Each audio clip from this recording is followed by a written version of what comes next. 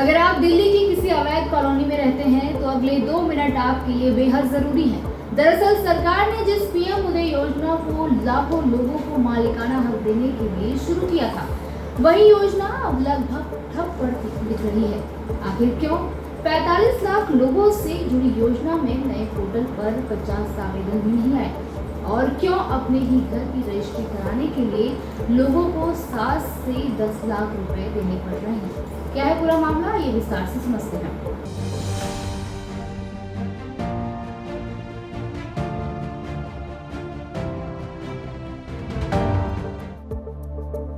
दोस्तों, केंद्र सरकार ने जिस पीएम उदय योजना को लेकर बड़े बड़े दावे किए थे, वो दिल्ली में अब पूरी तरह से फ्लॉप साबित हो रही है। आप यकीन नहीं करेंगे, लेकिन इसी साल अप्रैल 2026 में नियम बदलने और जिम्मेदारी एमसीडी को सौंपने के बाद भी नए पोर्टल पर अब तक 50 आवेदन भी नहीं आए हैं। अब थोड़ा पीछे चलें तो साल 2019 में जब ये योजना आई तो मकसद था 1731 कॉलोनियों के लोगों को जीपीए यानी पावर ऑफ अटॉर्नी के झंझट से मुक्ति दिलाना।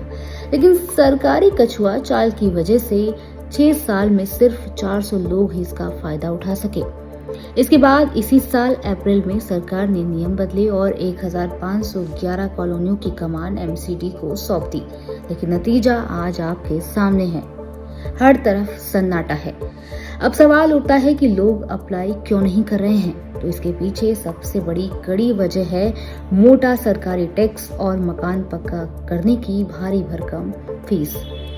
दरअसल इन कॉलोनियों में ज्यादातर मकान तय मानकों से ज्यादा बने हुए हैं। फिलहाल सिर्फ 350 एफआईआर की अनुमति है। अब इसका गणित भी समझिए। अगर किसी ने 100 गज की जमीन पर तय सीमा से ज्यादा मंजिलें बना रखी हैं तो उसे नियमों के उल्लंघन की वजह से 11,000 प्रति वर्ग मीटर का शुल्क देना पड़ रहा है, और वो भी 1 गुना नहीं बल्कि 3 गुना तक।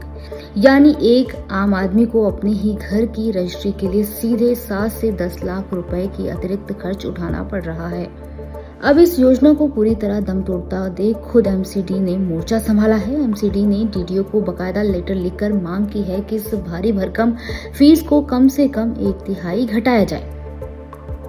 राहत की बात यह है कि डीडीए के बड़े अधिकारी अब इस मांग पर गंभीरता से विचार कर रहे हैं। अगर ये फीस कम होती है तभी उन लाखों लोगों को राहत मिलेगी जो आज भी जीपीए के भरोसे डर डर कर अपने मकानों को खरीदने और बेचने के लिए मजबूर हैं। चलते चलते अब हमारा आज आपसे सवाल, क्या अपनी ही गाड़ी कमाई से बनाए मकान को अपने नाम करवाने के लिए 11,000 रुपए प्रति वर्ग मीटर का 3 गुना चार्ज वसूलना दिल्ली वालों की जनता के साथ इंसाफ है? आपकी क्या राय है? हमें कमेंट बॉक्स में जरूर लिखकर बताएं। मिलते हैं अगले वीडियो में किसी और नए मुद्दे के साथ।